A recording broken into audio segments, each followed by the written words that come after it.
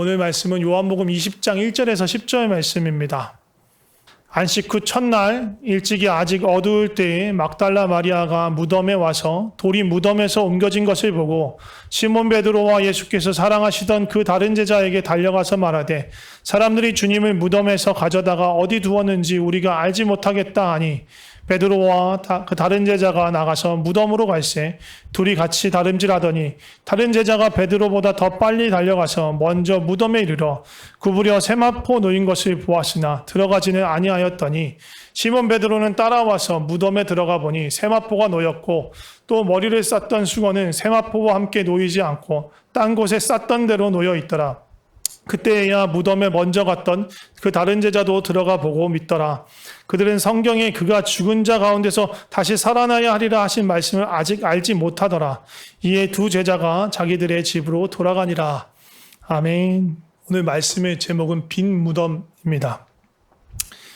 정말 큰 비극과 정말 처참하고 비참한 모습으로 예수님이 숨을 거두셨습니다. 예수님의 십자가에 달리신 예수님 옆에는요, 그토록 예수님을 쫓아다니고 열성적으로 다녔던 12명의 제자는 누구 하나 보이지 않았습니다. 물론 이름 표기 안 됐지만 사랑하시는 제자, 아마도 요한으로 생각되는 제자 한 명 남아있을 뿐 나머지 10제자는 유다 빼고도 10제자는 어디로 갔는지 보이질 않아요. 여성분들, 여성 제자들, 만 예수님 곁을 지키고 있었어요. 어떻게 보면 소외받고 더 약하고 더 힘없는 사람들이 예수님을 끝까지 지켰었던 거고요. 금요일날도 말씀을 나눴지만, 그리고 나서 예수님의 시체를 수습하고, 또 장사를 지내는 건 누구였냐면, 그때까지 숨어있던 제자들이었어요. 두려워서.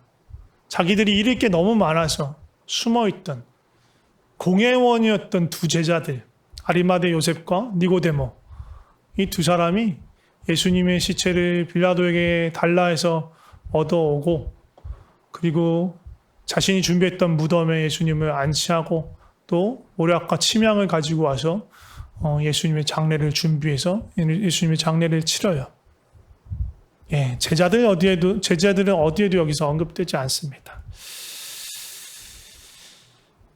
그리고 나서 바로 6월절이자 안식일이 시작됩니다. 예수님이 돌아가신 게 금요일날 낮이었고요.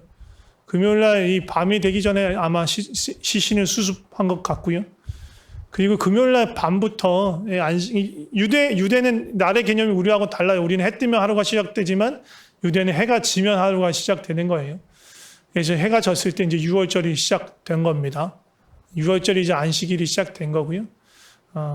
그 다음에 이제 안식일에 해가 저물면서 안식일 다음 날이 됐어요. 근데 깜깜한 상태가 되니까 예수님의 무덤을 찾아가지 못했고, 그 다음 날 새벽 아침에 이제 동이 트자마자 마리아가 찾아간 거예요. 전 어렸을 때 이게 늘 헷갈렸어요. 3일 만에, 사흘 만에 하니까 만 3일인 줄 알고, 그렇게 생각하면 아무리 생각해도 이게 맞지가 않은 거예요. 분명히 예수님 금요일 돌아가시면 금요일, 토요일, 일요일, 그러면 월요일 날 부활하셨어야 되는데, 나중에 한참 커서, 3일째 되는 날 부활하셨구나. 한참 뒤에 알았습니다. 이 사흘 만에, 우리가 사도신경 할 때도 사흘 만에 하는 게 그게 딱 정말 사흘을 다 채우고, 3일을 다 채우고, 72시간을 채우고 부활하신 것으로, 받아들였어서 어렸을 때는 이게 잘 이해가 안 됐었어요. 근데, 나중에 보니까, 이게 사흘째 되는 날에 3일 만에 부활하셨구나, 라는 걸 알게 됐습니다. 참 무식했습니다. 근데 요즘 친구들이 사흘 하면 헷갈려 한대요. 아세요? 사흘을 4일 하고 헷갈린대요. 그리고 숫자 4 쓰고 뒤에 흘 쓰는 사람도 있대요. 당황스러웠어요. 사흘은 3일입니다. 헷갈리시면 안 됩니다. 옛날 분들은 안 헷갈리실 텐데, 요즘 친구들, 그리고 혹시 또 필리핀에서 자란 친구들은 헷갈릴 수 있어요. 사흘은 3일이고, 4일은 나흘입니다. 사흘째 되는 날 예수님이 부활하셨어요. 근데 이 이틀의 시간, 만 이틀의 시간이 참 제자들에게는 참 어려운 시간이었을 것 같아요.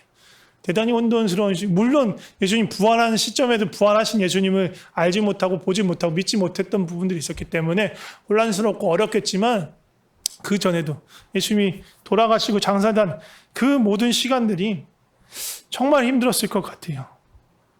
큰 충격, 정말 그렇게 믿고 따르던 메시아라고 그리스도라고 이 땅에서 우리를 살리시고 구원하시고 이 압제로부터 건지시고 정말로 하나님이 다스리는 그 샬롬의 왕국을 완성시킬 그리스도라고 믿었었는데 어떻게 그 주님이 십자가에서 저렇게 죽으실 수 있을까?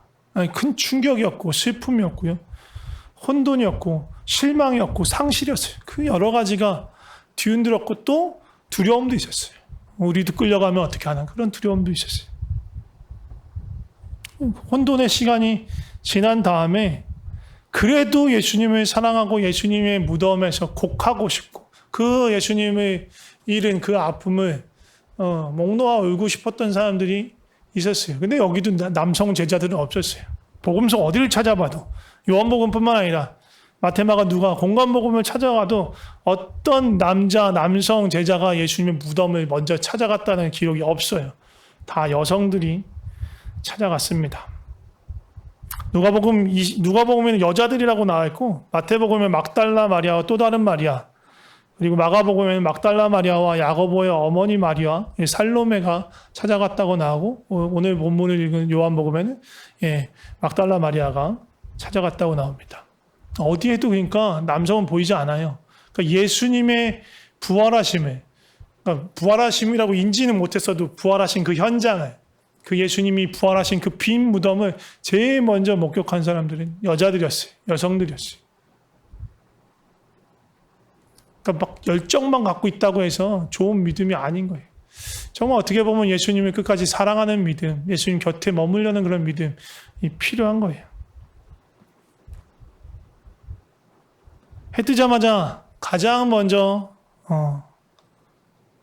그 무덤을 찾아간 여성들, 오늘 본문에는 마리아 발견한 건 빈 무덤이었어요. 예수님이 안 계셨어요. 어디로 갔는지 알 수 없었어요. 누가 시신을 훔쳐갔나? 막 그런 생각도 들었어요.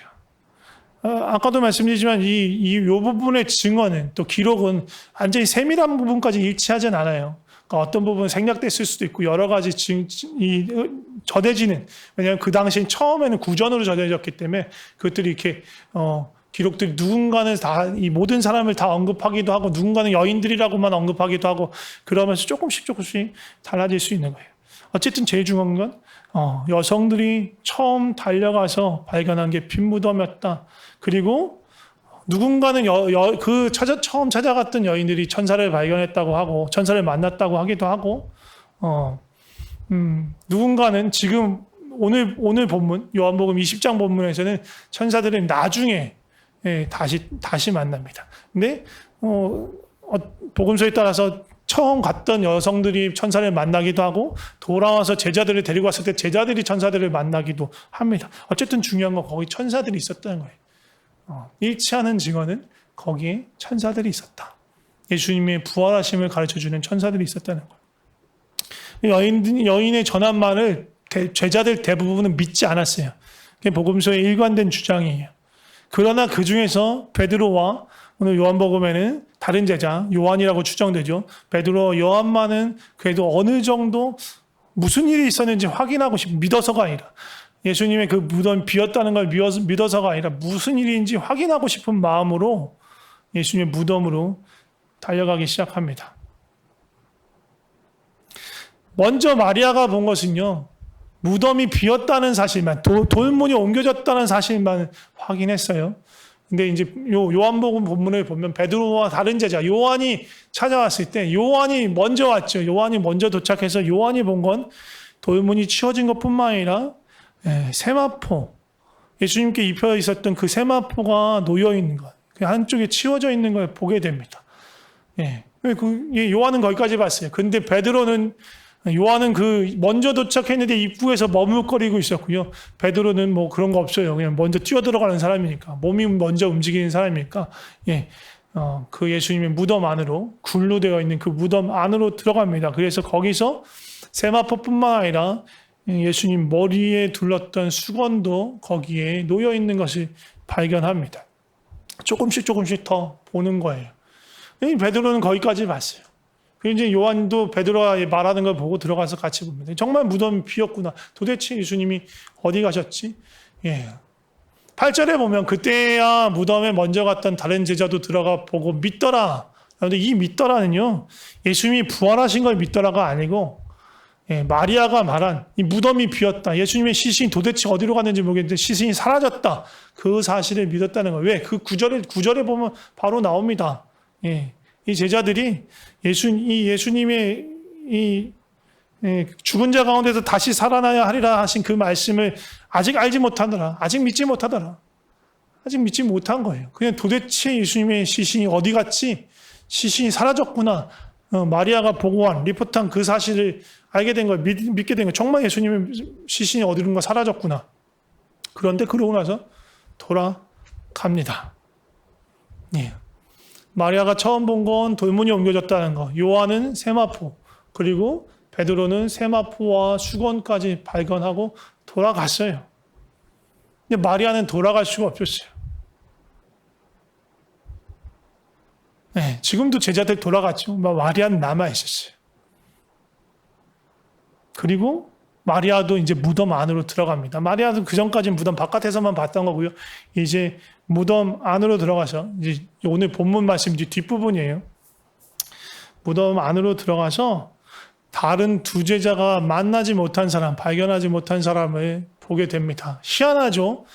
분명히 베드로와 요한이 들어갔을 때는 보지 못했는데 마리아가 들어갔을 때 요한복음의 기록에 의하면, 근데 다른 복음서하고 조금 차이가 나지만 요한복음의 기록에 의하면 마리아는 천사들을 만납니다.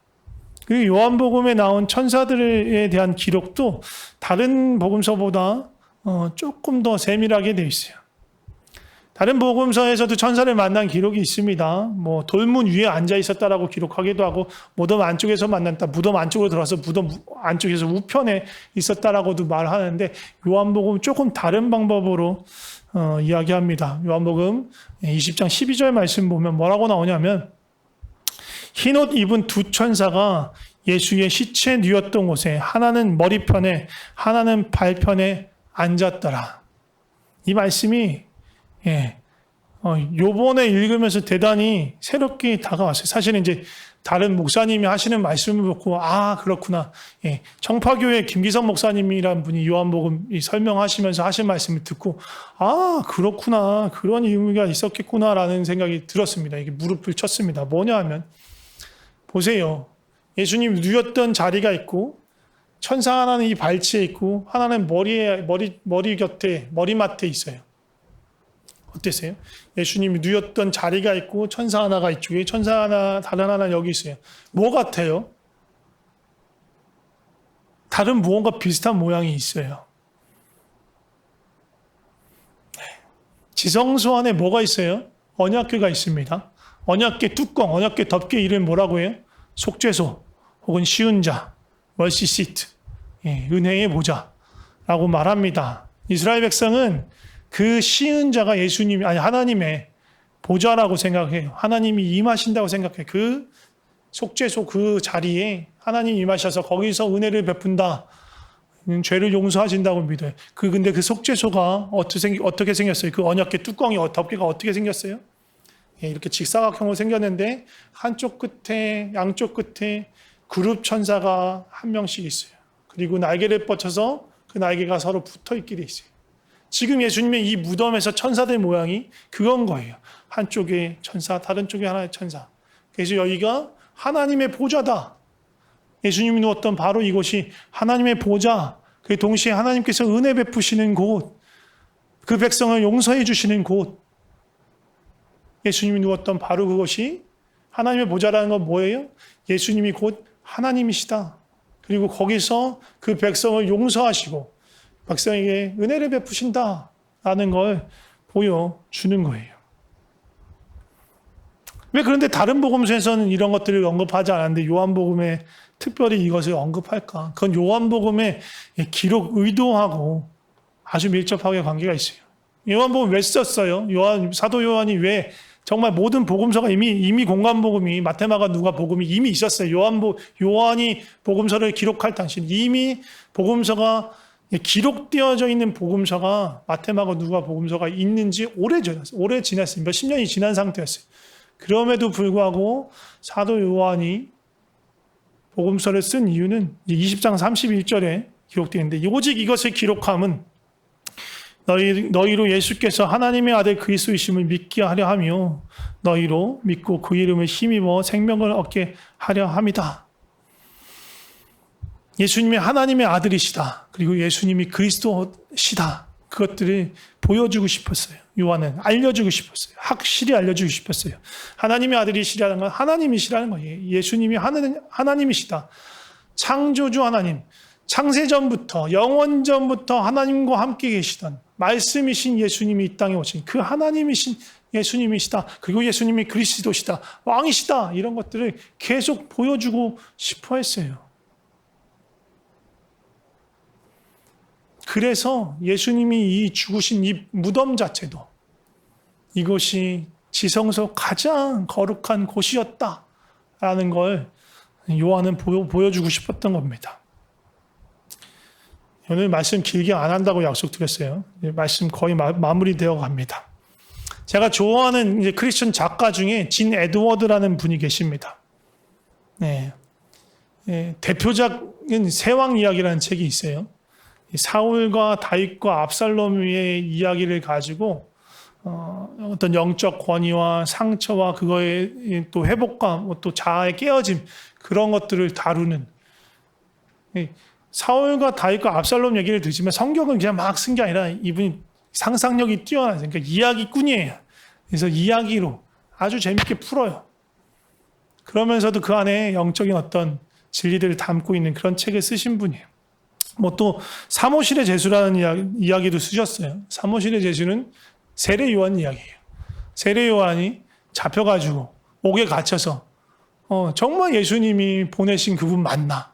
그런 어떤 회의와 그러니까 믿음의 어떤 기대와 또 그것이 회의와 의심이 드는 그런 상황에서 어떻게 믿음을 지켜나갈 수 있나에 대한 또 영감을 주는 소설이에요. 이분 선생은 소설입니다. 그런 어떻게 보면 성경의 그런 것들을 모티브를 가져와서 거룩한 상상력을 가지고 동원해서 그것을 이야기로 풀면서 그 뒤에 있는 감춰져 있는 어떤 이야기들을 풀어나가면서 그러니까 이거 소설이기 때문에 이 이야기를 다 진리로 가져와서 거기서 그렇게 말하던데 그게 맞아라고 주장할 수는 없지만 충분히 그럴 수도 있겠다. 나는 또 그 안에서 이런 은혜가 있을 수 있구나. 받아들이는 관점으로 충분히 볼만한 작품들이에요. 근데 진 에드워드가 쓴 책 중에 제가 제일 좋아하는 책은 사실 이 두 책이 아니라 신의 열애라는 책이에요. 디바인 로맨스라는 책이에요. 아주 좋아하는 책입니다. 또 마찬가지예요. 이것도 거룩한 상상력을 가지고 이거는 창세기부터 계시록까지 달리는 책이에요. 다른 책보다 조금 두껍긴 해도 사실 진 에드워드 책이 그렇게 두껍지는 않습니다. 다 얇은 책인데 그것보다 조금 두꺼워요. 그래도 창세기에서 계시록까지 꿰뚫면서 그 정도는 많은 분량은 아닌 것 같습니다. 막 신학 서적이나 교리서가 아니에요. 하나님이 사람을 향한 그 사랑을 계속 보여줘요.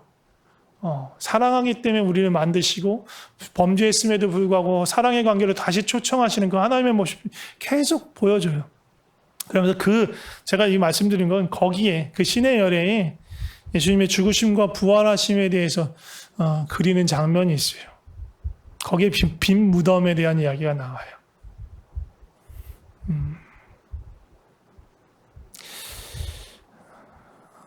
예수님의 죽으심과 관련해서 이제 인상 깊었던 두 장면에 대해서 얘기를 할 거예요.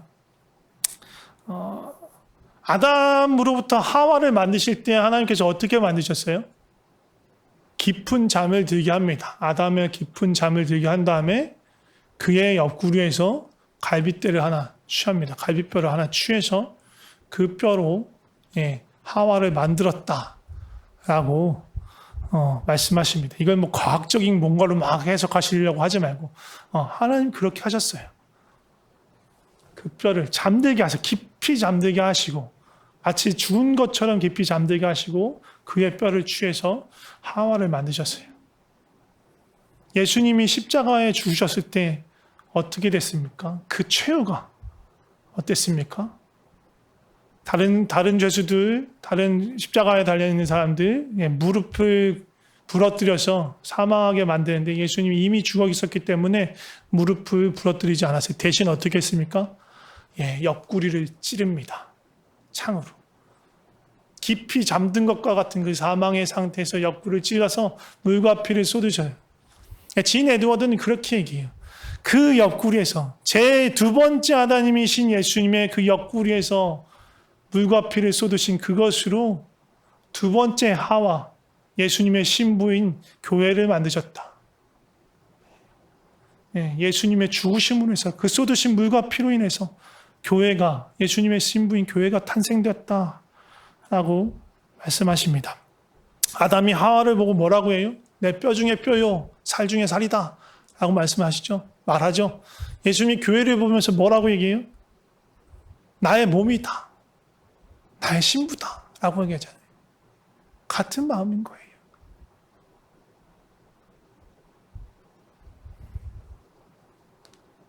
그러한 사랑이 우리를 향하신 예수님의 사랑입니다. 또 한 가지 부활에 관련돼서 봐야 할 것, 그 진 에드워드의 그 신의 열애에서 제가 감명 깊이 인상 깊이 박힌 것 중에 하나는 예수님 십자가에서 그냥 자신의 목숨만 끊어진 게 아니죠.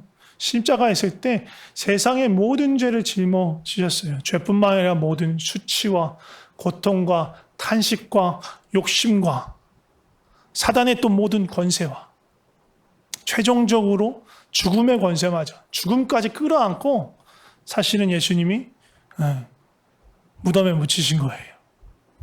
근데 진 에드워드는 이 빈 무덤을 보면서 뭐라고 하냐면 근데 그 무덤에서 누가 나왔냐? 누가 다시 살아서 나왔느냐? 살아서 나온 건 오직 예수님밖에 없다. 그러니까 예수님이 짊어지고 수치와 고통과 죄와 욕심과 세상과 심지어 사망마저 끌어안고 그 무덤에 들어가셨지만 걔네들은 다 그 무덤에 갇혔고요. 영원한 무덤에 갇혔고요. 예수님만 부활해서 다시 나오셨다라고 말하는 거예요. 그러니까 다시 말하면 우리에게 있었던 모든 죄와 수치와 고통과 또 세상에 대한 욕심과 그것은 다 예수님과 함께 그 무덤에 묻힌 거예요. 더 이상 나오지 않은 거예요. 끝난 거예요. 거기서. 최종적으로 결단이 나버린 거예요. 모든 힘을 잃어버린 거예요. 오직 부활해서 그 무덤을 스스로 나오신 예수님만이 생명과 영광의 관을 쓰시고 다시 높은 보좌 위에서 그 영광을 받으시는 거예요.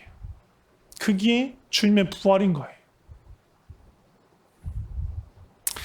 예수님을 믿는다는 말은 여러 가지 말로 표현할 수 있는데 그 중에 하나가 예수님의 죽으심과 연합하고 예수님의 부활 생명에 참여하는 거예요. 죽으심에 연합한다는 건요. 지금 말한 것처럼 예수님과 함께 예수님의 그 십자가에 예수님께 속해서 죄와 수치와 고통과 탄식과 세상에 대한 욕심과 그것뿐만 아니라 내 모든 자아도 예수님과 함께 그 무덤에 묻혔다는 걸 고백하는 거예요. 더 이상 나오지 않은 거예요. 나는 이제 주님과 함께 그 무덤에 장사된 바 된 거예요. 주님의 죽으심에 참여한 자만이 부활에 참여할 수 있어요. 죽지 않으면 부활 생명이 있을 수가 없어요.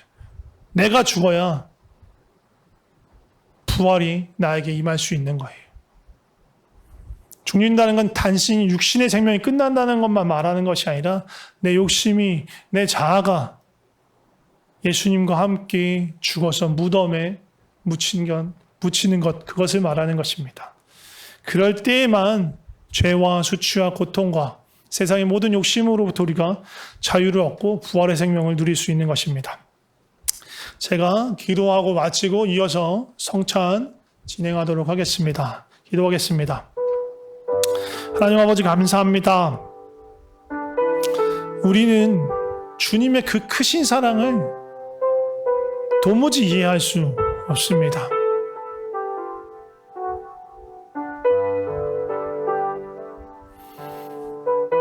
도대체 우리가 무엇이 귀하길래 우리를 건지시려고, 죄로부터 건지시려고, 우리를 다시 주님의 사랑으로 부르시려고 그 높은 보좌에서 이 땅 위에 사람으로 오셔야 했고, 또 모든 수치와 고난을 견디시고 십자가에 죽으셔야 했는지 도무지 우리는 알 수가 없습니다. 그 크신 사랑을 이해할 수가 없습니다.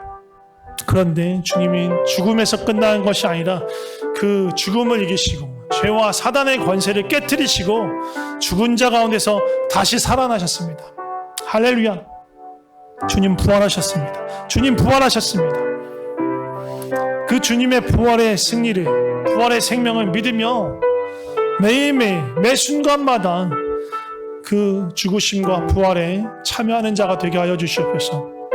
예수님이 달리신 그 십자가에 내가 죽었음을 고백하고 부활하신 예수께서 내 안에서 나를 통해서 사시도록 왕이시며 주인이신 주님께 나의 삶의 보좌를 내어드립니다. 주님 다스려 주시옵소서. 주님 우리를 다스려 주시옵소서. 주님 길었던 코로나가 지나가고 있습니다. 부활의 생명으로 주님 우리 그리스도의 몸인 우리 교회를 살리셔서 이곳저곳 주님 회복이 필요한 모든 곳에 주님의 그 부활의 생명이 임하길 소망합니다. 부활이요 생명이신 주님께 감사하며 예수 그리스도의 이름으로 기도드립니다. 아멘.